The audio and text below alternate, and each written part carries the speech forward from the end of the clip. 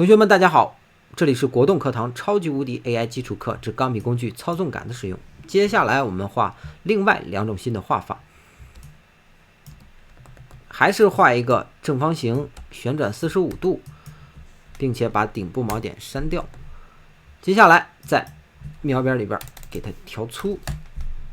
之后呢，把平角变为圆点。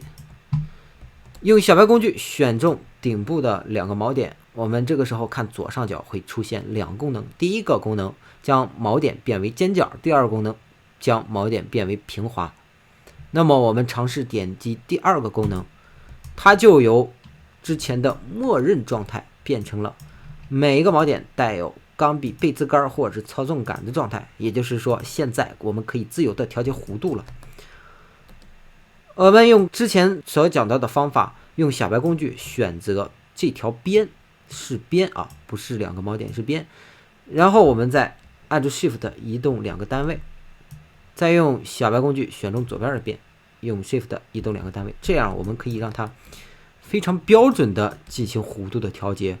我们选择这个锚点，让它变长一点，并且让这个图形稍微小一点，这么一个带有弧形的一个小心就画好了。我们在对象里边把当前路径扩展成永久的形状，这样第一个心就搞定了。接下来我们再看另外一种心，用 L 画一个正圆，按住 Alt 键拖动复制。接下来这两个圆直接布尔运算或者形状路径查找器连击，用钢笔工具把顶部的这两个不要的锚点给它剪掉，并不是 delete 删除。然后呢，用小白工具拖拽底部锚点往下拖到一个心形最底部的一个状态，那么我们就得到了上面一个大屁股，下边一个小屁股。